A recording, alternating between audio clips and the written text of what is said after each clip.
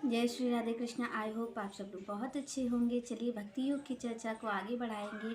आपसे भगवान ये बता रहे हैं आप और हमसे कि किस तरीके से भक्ति करनी चाहिए। अगर आप और हम भक्ति की राह पर चलना चाहते हैं, अगर हम ये चाहते हैं कि हमारे हृदय में भी भगवान की भक्ति हो, हम भी भगवान कृष्ण से प्रेम कर पाएँ, उनकी भक्ति को पा पाएँ, तो किन चीज़ों के कैसे हमें चलना चाहिए। तो यहाँ पर भगवान एक एक चीज़ को बता रहे हैं, एक एक क्रिया को बता रहे हैं कि आपको किस तरीके से करना है। और बताने वाला कौन है? जिसको आप और हम पाना चाहते हैं, वो श्री कृष्ण हमें बता रहे हैं कि हमें किस तरीके से क्रिया करनी चाहिए, किस तरीके से हमें कार्य करने चाहिए कि हम उन तक पहुंच सकते हैं। तो यहाँ पर श्री कृष्ण बताते हैं कि अगर आप भक्ति उनकी करते हैं तो भक्त के क्या क्या गुण होने चाहिए और कौन से भक्त उन्हें प्रिय हैं। आपकी और हमारी जैसी भक्ति श्री कृष्ण को प्रिय नहीं है, क्योंकि हम क्या करते हैं, हम अपनी मनमानी भक्ति करते हैं। तो यहाँ पर भगवान ये कह रहे हैं कि भक्ति होनी कैसे चाहिए। मनमानी भक्ति मुझे प्रिय नहीं है। भगवान कहते हैं आपको संसार तो कह सकता है, संसार तो आपको कहेगा कि आप बहुत बड़े भक्त हैं, आप तो श्री कृष्ण के भक्त हैं, आप तो बहुत बड़े सन्यासी हैं, तो आप बहुत बड़े योगी हैं। पर श्री कृष्ण यहाँ पर कहते हैं कि मैं उन्हें भक्त नहीं कहता हूँ। जो मनमानी भक्ति करते हैं उन्हें मैं भक्त नहीं कहता हूँ, चाहे ये संसार उन्हें भक्त कहता रहे। क्योंकि देखिए कुछ लोग होते हैं जो भगवान के प्रति प्रेम नहीं रखते, जो भगवान मार्ग देते हैं उनका अनुसरण भी नहीं करते हैं और अपनी मनमानी भक्ति करते हैं। और फिर भी आप देखते होंगे संसार में संसार उनका ही पूजन करता है, उनका ही स्तुति करता है, जिनको भक्ति का मतलब भी नहीं पता है। तो कई लोग होते हैं अपनी मनमानी भक्ति करते हैं, कई लोग तो अपने आप की भक्ति करवाने लग जाते हैं। आपने देखे होंगे कई ऐसे होते हैं जो कहते हैं कि मैं ही भगवान हूँ, मेरी ही पूजा करो। तो यहाँ पर भगवान कहते हैं कि ऐसे भक्तों को मैं अपना भक्त नहीं कहता हूँ, चाहे संसार उन्हें बहुत बड़ा भक्त कहता रहे। भक्ति कैसी होती है, तो यहाँ पर श्री कृष्ण बता रहे हैं कि आपको किसी से पूछने की जरूरत नहीं है कि भक्ति कैसी होती है, कैसे मेरी भक्ति करनी चाहिए। इसके लिए मैं स्वयं ही मार्ग दे रहा हूँ कि मेरा भक्त कैसा होता है। और भक्ति में भी आप भक्ति कर रहे हैं तो यहाँ पर भगवान कहते हैं कौन सा भक्त मेरा प्रिय है। तो यहाँ पर भगवान ने एक एक गुणों को बताया है कि मेरा भक्त कैसा होता है। तो यहाँ पर श्री कृष्ण ने कई भक्तों की उन्होंने चर्चा की कि कैसे कैसे भक्तों के लक्षण होने चाहिए। तो यहाँ पर भगवान ने जो मुख्य लक्षण बताए हैं, वो पहला लक्षण भगवान कहते हैं कि जो मेरा भक्त है वो अहंकार रहित होना चाहिए, उसमें अहंकार नहीं होना चाहिए। और आप देखते हैं आप और हम हैं, हम में अहंकार की कोई कमी नहीं है, हम हर वक्त अहंकारी और अभिमानी ही रहते हैं। तो यहाँ पर भगवान कहते हैं कि जो सबसे पहले अगर उसको कुछ छोड़ना होगा, भगवान कहते हैं मेरी भक्ति को पाने के लिए उसे कई चीज़ों का त्याग करना पड़ेगा। तो क्या चीज़ों का त्याग करना है कि सबसे पहले उससे भगवान कहते हैं कि आपको अहंकार छोड़ना पड़ेगा, आपका जो अभिमान है उसको आपको छोड़ना पड़ेगा, अभिमान का त्याग करना पड़ेगा। तो भगवान कहते हैं कि भाई ये पहला तो आप अभिमान का त्याग करिए। और दूसरा है समभाव की दृष्टि। भगवान कहते हैं कि सबको समभाव की नज़र से देखिए, ना तो किसी को अपना मानिए ना किसी को पराया मानिए, ना किसी से राग द्वेष करिए। आपको किसी से मित्रता भी नहीं रखनी है, आपको किसी से द्वेष भी नहीं करना है, तो सबसे प्रेम करना है। भगवान कहते हैं कि ये मेरे भक्त में होना ही चाहिए, उसे सबसे प्रेम करना चाहिए, सबके प्रति संभाव रखना चाहिए। भगवान कहते हैं कि ऐसे गुण तो मेरे भक्त में होने ही चाहिए। पहला गुण तो यही है कि उसको अहंकार मुक्त होना चाहिए, अहंकार उसमें नहीं होना चाहिए। क्योंकि जहाँ पर अहंकार होता है, जहाँ पर अभिमान होता है, चाहे देखिए भगवान ज्ञानियों को क्यों नहीं मिलते। आप ये विचार करिए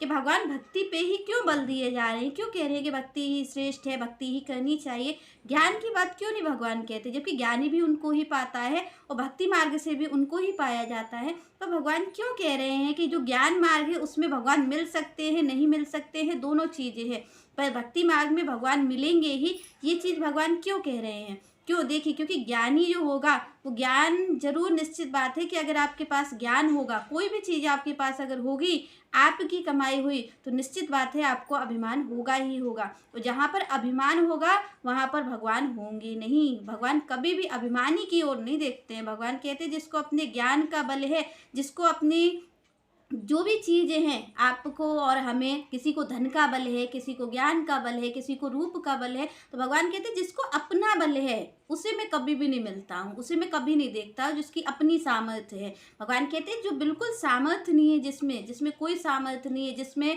न तो ज्ञान का बल है, न रूप का बल है, किसी चीज़ का बल नहीं है, भगवान कहते हैं उसके लिए मैं हाजिर हूँ, उसको मैं अपनाता हूँ जिसमें किसी भी चीज़ की सामर्थ्य नहीं है। तो इसीलिए भगवान कहते हैं कि ज्ञानी को तो ज्ञान का बल होगा, और जहाँ पर अभिमान होगा, ज्ञान लेते लेते अभिमान होगा, तो मेरा मिलना न मिलना उस पर डिपेंड करता है, क्योंकि अगर वो अहंकार से मुक्त हुआ तो मैं उसे मिल जाऊँगा इतने प्रयास करने पर, और अगर नहीं हो पाया तो फिर उसको मेरी प्राप्ति नहीं हो सकती। इसलिए भगवान कहते हैं कि दोनों चीज़ हो सकती है, मिल भी सकता हूँ, नहीं भी मिल सकता हूँ। तो भगवान कहते हैं जो भक्त होगा, भक्त में अपना बल होता ही नहीं। आप जिस भी भक्त से मिलेंगे वो हमेशा आपको यही कहता मिलेगा कि भगवान की कृपा का बल है, मेरा अपना कोई बल नहीं है, मुझ में न तो ज्ञान है न ध्यान है, तो ना तो मुझ में किसी भी तरीके की चीज़ नहीं है जो मैं भगवान को पा सकूं।